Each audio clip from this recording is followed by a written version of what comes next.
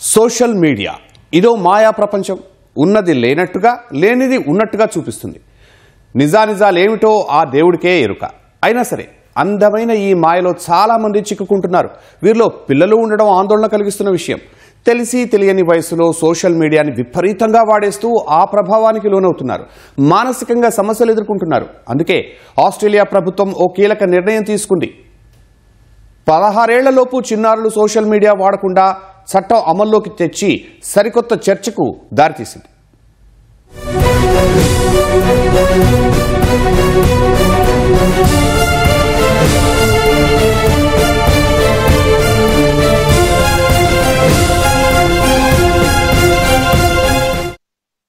దాపరికాలేమీ లేవు, అంతా బహిరంగమే. Social media వచ్చిన తర్వాత ప్రతి విషయం అప్డేట్ చేయడం అలవాటైపోయింది. అందరికీ కాదు కానీ కొందరికి ఇదో వ్యసనంగా మారిపోయింది. ఇంటర్నెట్ వాడకుండా ఓ 10 నిమిషాలు కూడా పట్టుమని ఉండలేని పరిస్థితి. శరీరంలో సెల్ ఫోన్ కూడా ఓ అవయవంగా మారిపోయింది. కాకపోతే దీనికి ప్రాణం ఉండదంతే. అయినా అందరి ప్రాణాలు ఇందులోనే.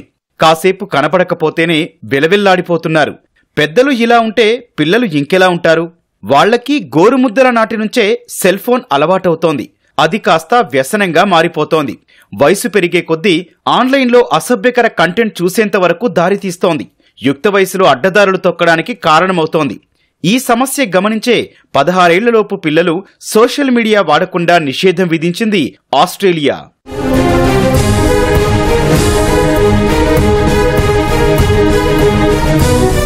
పదహారేళ్లలోపు పిల్లలు సోషల్ మీడియా వాడకుండా నిబంధనలు తీసుకొచ్చిన తొలి దేశంగా ఆస్ట్రేలియా రికార్డు సృష్టించింది. టిక్టాక్, యూట్యూబ్ సహా మెటాకు చెందిన ఇన్స్టా, ఫేస్బుక్ కూడా వాడడానికి వీల్లేకుండా కఠినంగా ఈ చట్టాన్ని అమల్లోకి తెచ్చింది. వీటితో పాటు మొత్తంగా 10 సోషల్ మీడియా ప్లాట్ఫామ్స్ కి ఇప్పటికే ప్రభుత్వం ఆదేశాలు జారీ చేసింది.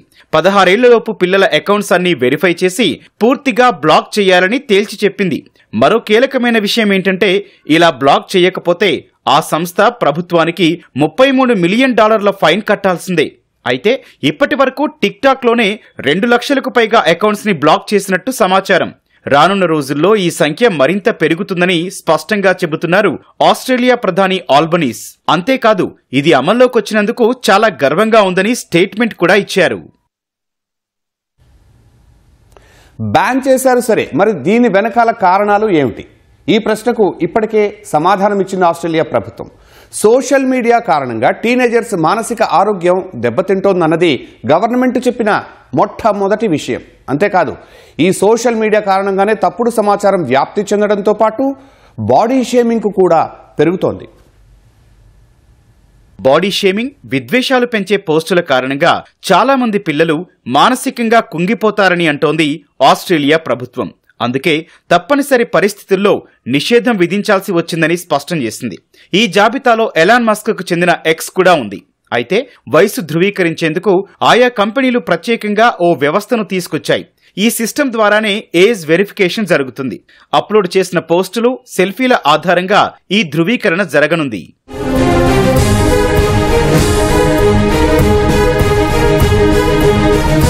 ఇదంతా ఆస్ట్రేలియా సంగతి. కేవలం ఈ దేశమే కాదు, మరికొన్ని దేశాల్లోనూ ఇదే విధంగా సోషల్ మీడియాపై ఆంక్షలున్నాయి.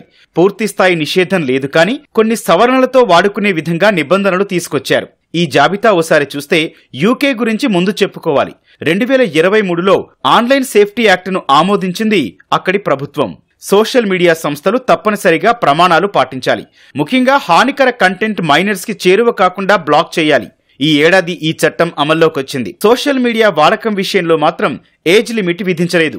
చైనా కూడా అక్కడి సైబర్ స్పేస్ రెగ్యులేటర్ ఓ కీలక నిబంధన తీసుకొచ్చింది. మొబైల్స్ లో, యాప్స్ లో మైనర్ మోడ్ ఫీచర్ ని అందుబాటులోకి తెచ్చింది. ఈ ఫీచర్ ద్వారా మైనర్స్ స్క్రీన్ టైం ని రెస్ట్రిక్ట్ చేయొచ్చు.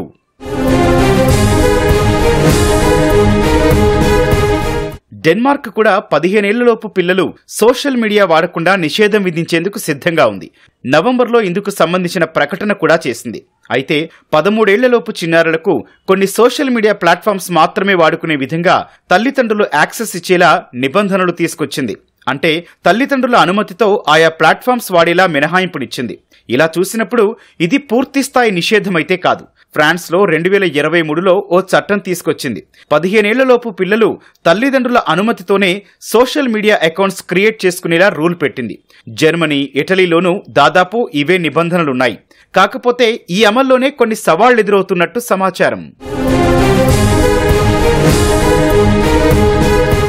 ఆస్ట్రేలియా తరహాలోనే మలేషియా వచ్చే ఏడాది నుంచి 16 ఏళ్లలోపు చిన్నారులు పూర్తి స్థాయిలో సోషల్ మీడియా వాడకుండా నిషేధం విధిస్తామని ప్రకటించింది. America children's online privacy protection act తీసుకొచ్చింది. 13 ఏళ్లలోపు చిన్నారులకు సంబంధించిన వ్యక్తిగత వివరాలు తల్లిదండ్రుల అనుమతి లేకుండా సేకరించకుండా కంపెనీలపై ఆంక్షలు విధించింది. ఇప్పటి వరకు విదేశాల వివరాలు చూశాం. మరి భారత్ సంగతేంటి? ఆస్ట్రేలియాలో బ్యాన్ తర్వాత ఈ చర్చ తెరపైకొచ్చింది. Annual status of education report ప్రకారం భారత్లో 14 నుంచి 16 ఏళ్ల మధ్య వయసున్న వాళ్లు 76% మేర సోషల్ మీడియా వాడుతున్నారు. అదే చదువు కోసం ఫోన్ వాడుతున్న వారు 57% ఉన్నారు. 14 ఏళ్ల వరకు మొబైల్ వినియోగం అనేది కట్టడి చేస్తేనే మంచిదని నిపుణులు సలహా ఇస్తున్నారు. కానీ ఈ సలహాను పట్టించుకున్న వారు ఎంతమంది? దీని ఫౌండర్ ఒక అతను దీని ఏం చెప్పాడంటే, this is called cocaine algorithm. Cocaine algorithm అంటే ఏంటంటే ఇది అడిక్ట్ చేస్తుంది అనమాట. సో ఒక చిన్న వయసులో పిల్లలు చదువుకోవాల్సిన వయసులో, స్కూల్లో మంచి నాలెడ్జ్ తీసుకోవాల్సిన వయసులో ఈ టైంలో పోయి సోషల్ మీడియాకి ఒక క్లిక్ చేస్తారు. దాని తర్వాత ఆ క్లిక్ నుంచి కంటిన్యూషన్ అవుతుంది. సో అది ఏదైతే వీడియోలు కానీ, షార్ట్ వీడియోస్ కానీ, సోషల్ మీడియాలో వచ్చే ఏదైతే కంటెంట్ ఉందో దాని మీద కంట్రోల్ లేదు. కంట్రోల్ లేకపోవడం కారణం ఏంటంటే ఎవరంటే వాళ్ళు క్రియేట్ చేసుకోవచ్చు. 16 సంవత్సరాల లోపు ఉన్న పిల్లల్ని మాత్రం బ్యాన్ చేయడం అనేది సరైన అవగాహన అండ్ సరైన నిర్ణయంగా నేను అనుకుంటున్నాను. ఇంటర్నెట్ లో చూసి మైనర్లు హత్యలు, దొంగతనాలు చేసే దుస్థితి కనబడుతోంది. అశ్లీల కంటెంట్ చూసి అత్యాచారాలు చేసిన ఘటనలు ఉన్నాయి. ఇంత జరుగుతోందని తెలిసినప్పుడు భారత్లోనూ ఆస్ట్రేలియా తరహాలో సోషల్ మీడియా బ్యాన్ చేయొచ్చు కదా అన్న వాదన వినిపిస్తోంది. నిజానికి ఈ దిశగా గతంలో కొన్ని ప్రయత్నాలు జరిగాయి, జరుగుతున్నాయి.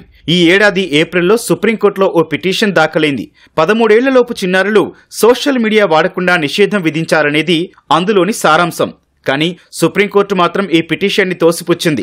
ఇది పూర్తిగా ప్రభుత్వం పరిధిలోని అంశమని తేల్చి చెప్పింది. జెప్ ఫౌండేషన్ ఈ పిటిషన్ దాఖలు చేసింది. సోషల్ మీడియా వాడకం విషయంలో ఏజ్ వెరిఫికేషన్ సిస్టమ్ తీసుకురావాలని అందులో ప్రతిపాదించింది.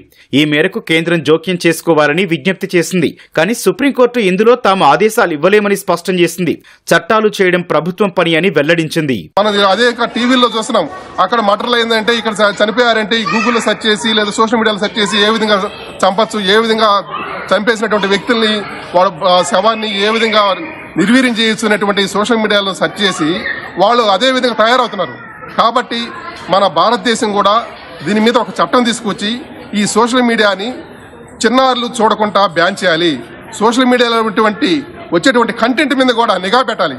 ప్రస్తుతానికి భారత్లో పిల్లలు సోషల్ మీడియా వాడకుండా ఎలాంటి చట్టపరమైన ఆంక్షలు లేవు. అయితే digital personal data protection act 2023 ప్రకారం పిల్లల వ్యక్తిగత వివరాల విషయంలో మాత్రం జాగ్రత్తగా ఉండాల్సిందే. ముఖ్యంగా వీళ్ల సమాచారం సేకరించాలంటే తప్పనిసరిగా తల్లిదండ్రుల అనుమతి తీసుకోవాలి. కొన్ని రకాల ప్రకటనలు వాళ్లకు కనిపించకుండా పూర్తిగా నిషేధించాలి. కానీ ఇవన్నీ పెద్దగా అమల్లో ఉండడం లేదు. అందుకే 10 ఏళ్ల చిన్నారులు కూడా ఇన్స్టాగ్రామ్, ఫేస్బుక్ అకౌంట్స్ వాడుతున్నారు. వీరిపై కంటెంట్ క్రియేటర్స్ ప్రభావం ఎక్కువగా ఉంటోంది. రీల్స్ చేయడానికి వీళ్లు అలవాటు పడిపోతున్నారు. మన బ్రెయిన్ లో ప్రీ ఫ్రాంటల్ కార్టెక్స్ అని ఉంటుంది, ఈ ముందు భాగం ఉండే బ్రెయిన్. ఇది మన యొక్క కంట్రోల్ చేస్తూ ఉంటుంది, మన ఆవేశాన్ని, మన ఎమోషన్స్ను, మనం తీసుకునే నిర్ణయాలు, ఇలాంటి వాటిని. కాబట్టి ఈ ప్రీ ఫ్రాంటల్ కార్టెక్స్ 18-20 ఇయర్స్ వరకు మెచ్యూర్ కాదు. బ్రేకులు లేని ఫెరారీ కార్ లాంటిది ఇలా బ్రెయిన్. అంటే ఈ బ్రెయిన్లో ఆ ఏజ్లో ఎలా ఉంటుందంటే ఫెరారీ కార్ అంత స్పీడ్గా ఉంటుంది బ్రెయిన్, కానీ బ్రేక్స్ ఉండవు.